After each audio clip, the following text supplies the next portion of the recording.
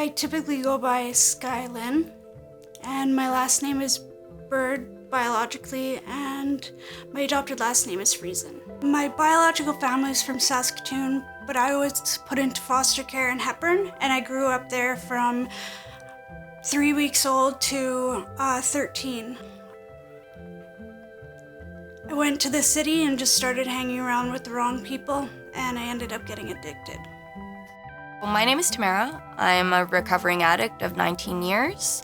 I've been sober for 5, and I'm a survivor of opiate addiction. So I'm from Saskatoon.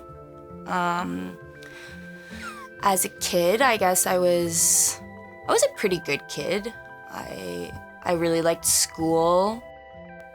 I was pretty outgoing, I guess. I don't know.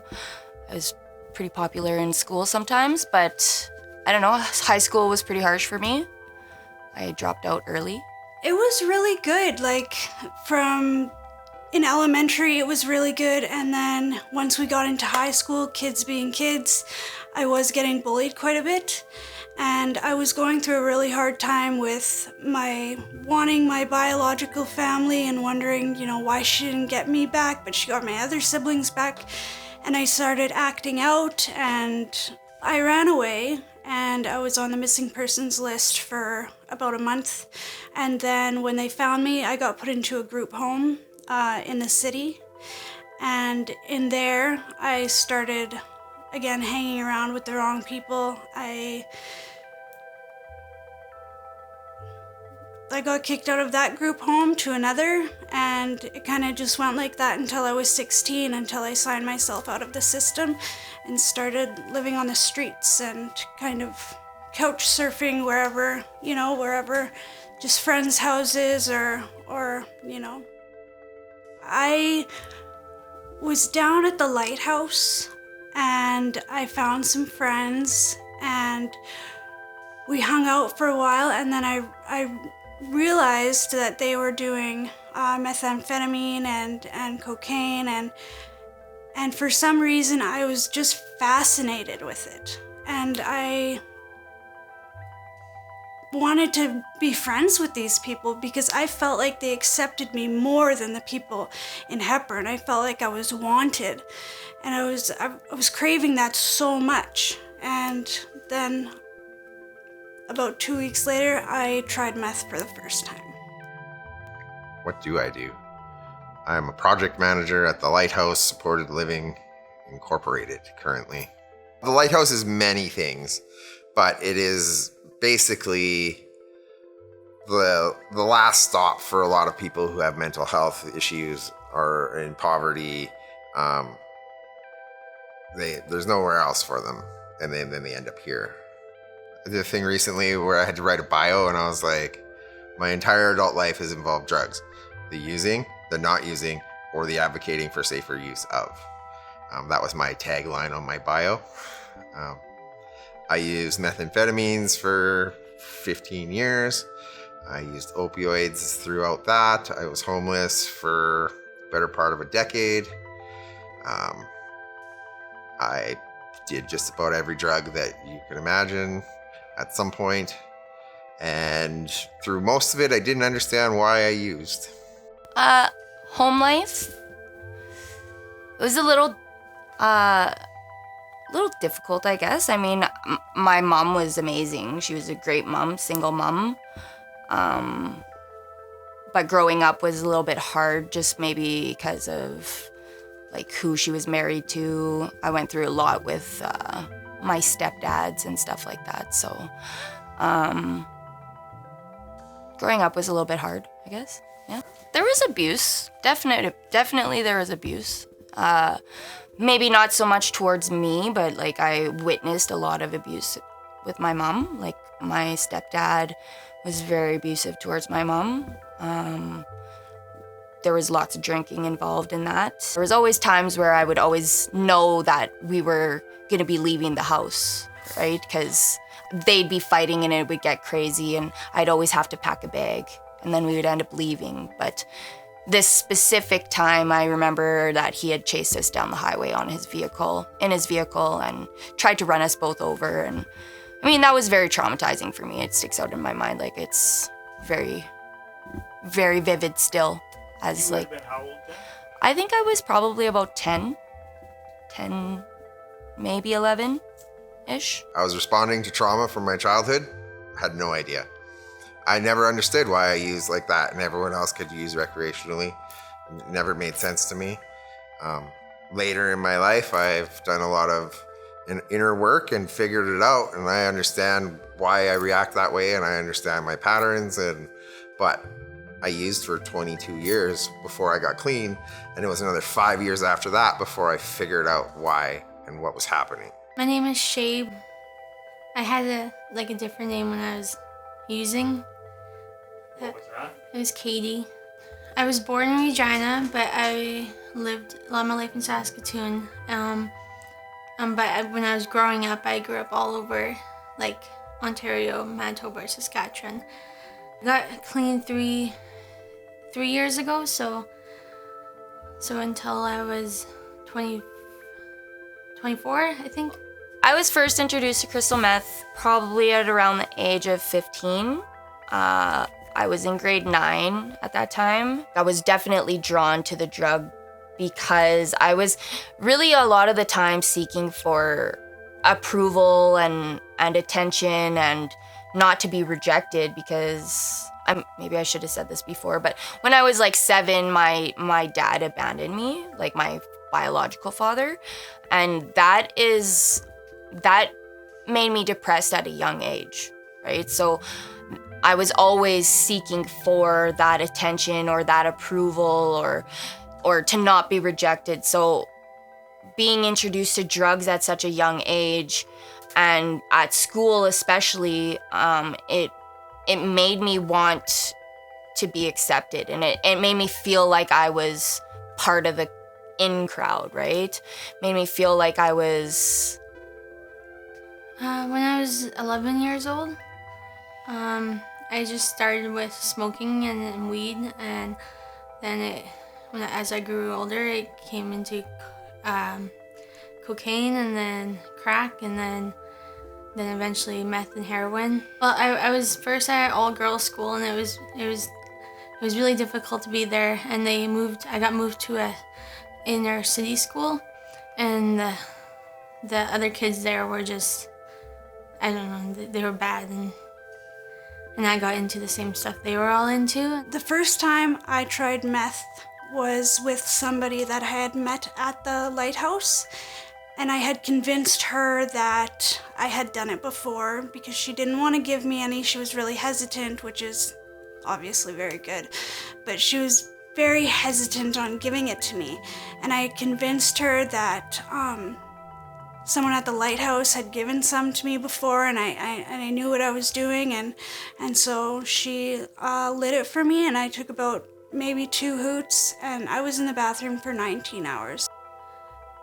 I got sexually assaulted at work, and then I ended up in a mental hospital for a couple of weeks, and I met this girl, and when we got out, I was hanging out with her, and she and her partner were shooting up, and I just started shooting up right with her, and never tried anything else but that. That was my first time, and it was, I was addicted pretty quick. Because my life was so shitty at the time, or at most of my life, I would get high so that I could escape that and be free of my life for a couple minutes, and then it would all come back crashing down after. But for that couple seconds, it was amazing. It was fun at first. It was, everybody was having fun, and there was lots of it around, and for the first 2 months it was good, and I felt good. I had confidence, and that wore off fairly soon, but it was far too late because I was full-blown addicted at that point. So stopping, I went back to Hepburn, and I went through serious withdrawal, and I didn't know what it was at first. I thought I had flu, and I thought maybe it was just restless legs or whatever. My mom gave me Advil, and I had no idea what was happening to me. And then about, I don't know, a couple months later, I was going through it again, and somebody had told me, you're going through withdrawal. And yeah, so it was fun at first, and that wore off fast, and then it was just survival at that point. When you're talking about when you felt withdrawal, that would be after how many years was that? That was after about a month. Just bad choices probably got me here. I didn't really become an addict till I was about 24, I'd say, and I'm now 36, and I try to live as normal of a life as possible, being an addict. My parents didn't raise me. I had a really good, and they're both passed away now, more or less due to their own addictions. I lived in a small town and went to school there till I graduated. My grandparents were really good, church-going, normal people, so I was raised really well, actually. My drug of choice is meth, and I was introduced when I was, I think it was like 2009 or so, and so I was about 24. I was probably addicted, like basically after the first time I tried. I didn't get like really into it, basically just because I didn't know how to find it, and I hadn't made my little network of people or anything yet, but like I've been pretty involved ever since I started it. So I was born in Saskatoon. I was part of 60 Scoop. I was scooped at birth. I went from home to home at the age of 3.5. I found a home that I thought would be my forever home. I stayed there probably till I was 13. And then I switched to another home where I moved into the city. So I dealt with a lot of racism and kind of judgment because I was brown in a white community. So I dealt with a lot of discrimination, racism. So I kind of had to grow tough skin to deal with that. When I started around 15, I started smoking pot and partying a little bit, and kind of got out of hand. So I thought it was a great idea to kind of age out of foster care early. I was supposed to stay until the end of my school year when I was 18. But I left, got dropped off at Sally Ann's, and it's not a place where you want to be dropped off out of the system. It's kind of you're with criminals, other drug addicts. I moved to Ontario when I was 18, thinking that may, like a change of location or province would change it and maybe get me to quit. And I did quit for quite a while. Like I maybe quit for maybe about 2 years. And then while I was in Ontario, I got into doing Oxycontin.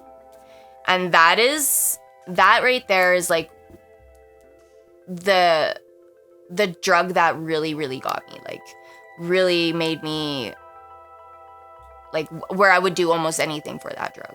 I moved back to Saskatoon hoping that I could maybe, because I was gone for so long, I was gone for maybe about 8 years. And I thought that maybe if I came back to Saskatoon, I would quit. But that didn't happen either. That just got worse there. From there, I started going back to school at Nutana, trying to get my grade 12 because I had dropped out when I was in grade 10. And then I got into doing needles at Nutana. Like I got into doing like opiates intravenously. A lot of the situations from what I've dealt with while working, there's a lot of intergenerational trauma. So there's trauma from just their upbringing, or they met somebody that that has an addiction. I just kept doing it just because I felt like, okay, my boyfriend's doing it, so maybe I should do it too. And so I would just do it. And it took probably about, I'm gonna say 4 times before I got the dose right, where I actually enjoyed doing it. And then that was it. That was it for me with that drug. And I would, definitely at that time do almost anything for that drug. I felt like I kind of deserved what I was going through, and I felt like I belonged with those people, and I had nothing to really go back to, you know. I had people that I truly felt like they cared about me and they had my back, and they said, you know, they'll always be there for me. I mean, at the end of the day, they definitely wouldn't. But I felt like I belonged there, and the addiction just completely took over my life. Some of the worst days of my life was my kidnapping. And I was kidnapped by people that were my friends. They were supposed to be my friends, people that I trusted. And they said that we were gonna go and do a sale, and I just kind of felt like something was off. They thought a broken mini fridge with chains just laying on there was a safe. And because one of the girls came into my house to do laundry, they saw that and they told these people, she's got a safe or whatever. And I didn't know why they had done it at first, but I overheard them talking. I tried to tell them, you know, it's a mini fridge. It's a mini fridge. There's no safe. It just has chains on it from like bike locks. I tried to tell them that, but at that point they had done so much damage, and I had lost so much blood, and they had taken me for so many days. Some of the kind of worst parts of it is I was victimized by 17 different men. These people were supposed to be my friends, and one of the girls that was there, when I left Hepburn, I got to know her. So she had been a friend for many, many, many, many years. And she was a part of it, and that really messed with me. When I was brought to this house in just the very beginning, there was a woman there, and she knew exactly what was going on. And they said, can we use your basement? And she said yes, and I pleaded with her to, you know, and she just shut the door in my face. There was a taxi driver on when we were driving around. There was a taxi driver, and they had left me in the cab with my hands bound. I told that cab driver that I had been kidnapped and to just drive away. Please, please, please, just drive away. I've been kidnapped. This has been days. Please drive away. Please drive away. And he said, do you have money? And I said, no, take me to the police station, the hospital, anywhere. And he says, no, I'm not going to take you anywhere unless you have money. And I was all messed up. Like, my face was messed up. My hands were bound, but he didn't care. They had taken me to a hotel, and they walked me through the lobby. And the cashier, or the man that owns the hotel, I gave him a look, and with my zip ties, I twisted them as much as I could to make my wrists bleed again. And so he said to me that he just knew something was wrong, because I had a coat over me, and I had their hand on my shoulder, and I was all beaten up and stuff. So he ended up calling the police, and it was not a moment too late, because they were looking for a dumping ground for my body at that point.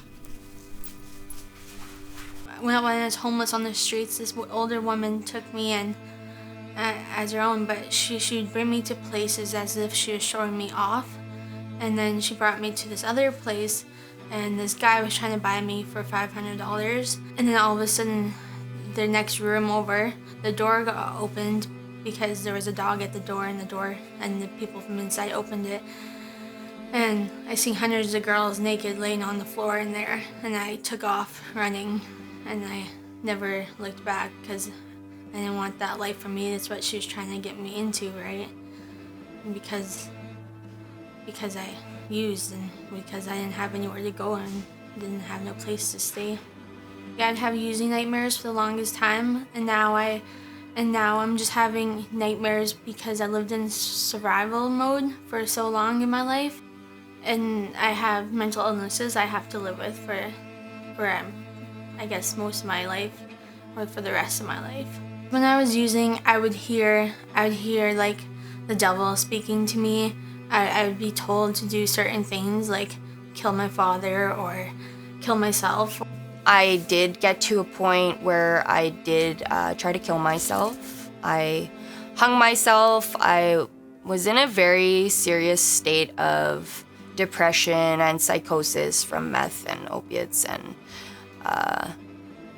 I really didn't want to live anymore. I was at a state in my life where I thought that, I was worthless, and I was, my life wasn't going anywhere. I felt like my family or the people that cared about me were better off without me. I do remember that day. I remember I was angry. I was angry at myself because of where my life was leading. I was angry at the fact that I had let myself get to where I was at that point. Because when I was a kid, I didn't really ever imagine myself being an addict. I don't think any kid ever does. I envisioned my life being somewhere else at that time. And I remember that I was texting people and telling them I said goodbye. I remember, and I just remember being very depressed and sad. I remember that I just felt very worthless. That was not the life I wanted to lead at that time. Not a lot of addicts will actually go and actually do something like that. Maybe a lot of them will purposely overdose. Maybe a lot of addicts will. I do feel that a lot of addicts do feel that way though, eventually. I've dealt with about 12 overdoses. That's giving them naloxone, that's doing resuscitation. Fentanyl. On a scale of 1 to 10, I'd say fentanyl is a 10. 1 to 10, it's an 11. It used to be like 70s, like peace and love and Bob Marley, and now it's not like that. Way more. Fentanyl is way more dangerous than any other opiate. When you're addicted to opiates, you want to do as much as you can in one go because you want to try to get the best feeling you can from it, especially if you're addicted and you have a high tolerance. And it's really scary because people don't realize, especially with fentanyl, how big of a dose you're doing. Basically, people that I know die weekly because of fentanyl, which makes it very dangerous. And it's just too much. There's too much death happening. There's too much death. Young people are dying and they have they have whole lives ahead of them, and it's just destroying families. So Since just January, I have had 40 friends die and family die due to fentanyl overdoses. Just recently, about a month and a half ago, my biological mom died of an overdose, a fentanyl overdose. This is how dangerous it is one person does their drugs first and the other person doesn't, because someone needs to be able to do CPR on that person.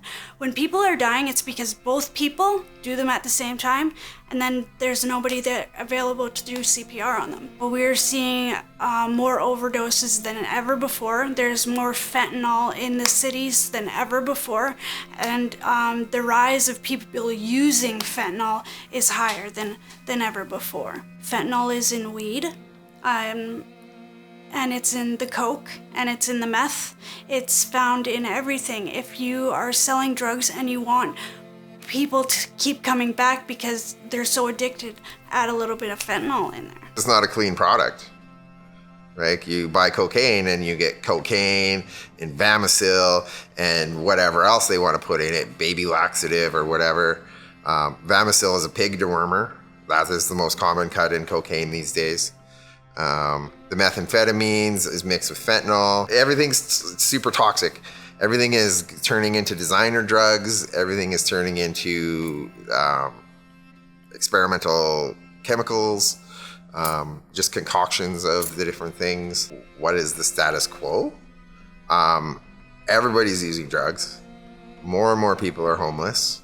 It's going up. We're going up, and it's going to keep going up. Our province doesn't want to do anything to stop it. We have naloxone abundantly, but other than that, they do not condone any sort of drug checking. They will not fund any consumption sites. Oh yeah, for sure it could be political. 100%. For instance, I run a project where I hold an exemption to do drug checking at festivals.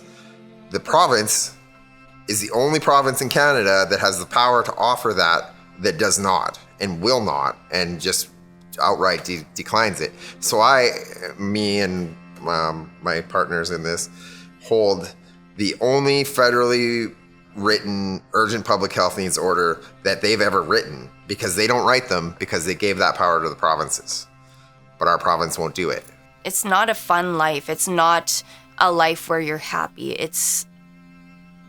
You become very depressed and in a state of depression and in a state of like chaotic thinking all the time. There would be parts of me that want to think about the fun times, but there are so much less fun times in drug addiction than there are fun times. I think the only time ever that you could ever feel a sense of happiness is when you actually first get high. Drugs will completely ruin your life. It did me. I didn't finish school. I am now well into my 20s and now trying to finish high school. Most people out of high school in their 20s, they have good jobs, they have a degree, they're, buying a house at, 24. That's not me. I'm way behind. There's a lot of things that I haven't done, and won't be able to do, with getting charged, with getting a passport. When someone says addict, I grew up on a farm and everything was lovely and great, but I was an addict. That's all they're gonna hear. That's all they ever hear. My lasting impact for that was the fact that I never had kids. That really bothers me a lot. I'm 35 now. I still don't know if I can have kids. And the fact that I wasted all of those years on drugs and trying to heal my own trauma with drugs, and instead of doing it in a healthy manner. Seek help immediately. If you're thinking of doing drugs, if you're using or you just started, because it's not a road you want to go down, and it's very difficult to get out. You need to be, and you lose way too much. I lost my child, which was a huge thing in my life, and I lost my home, my vehicle. I lost any pride I had. I just lost everything because of the drugs. I have lots of mental illnesses, schizophrenia, psychosis. If you decide to use for a while while you're younger and you decide and you actually quit, for the rest of your life, you're still gonna have effects on you. My life would probably be in a different place if I wasn't an addict, but I do still try to help people. I do still try to have some sense of morale and stuff. That's the thing with addiction. It's not you don't pre-plan to stay addicted for an amount of time. You just are addicted, and then once you hit your rock bottom is when you have to make the lifestyle change. And unfortunately with fentanyl, I would say most people die before they even get to make that choice. So many more things that life has to offer than what drugs do. Drugs are just very, like, they may seem like a fun idea at the time, but at the end of the day, they're not what they're all cracked up to be. Don't. I mean, if you want to wreck your life and have trauma, deal with PTSD, or die, or leave your parents childless, or your kids motherless, that's what's gonna happen. That's what's gonna happen. I mean, when you use drugs, you cut your life in half. It might sound fun, it might look like fun, but it's not, and you will die. We should be way ahead of this. We should be teaching this in school. We should have people doing presentations telling people to use drugs safer. Like, we should have all of these things. These are all little pieces of the puzzle. At least talk to the kids about, don't lie to them. Just be straight up with them, and and hopefully they make the right choices. Use life as your drug. But it's really hard nowadays with there's peer pressure, and there's just so much drugs around that it is likely that you may try using drugs. Just be really careful. Always have a friend with you. Make sure that you know what kind of drug you're doing. If you're going to do them, use responsibly, basically.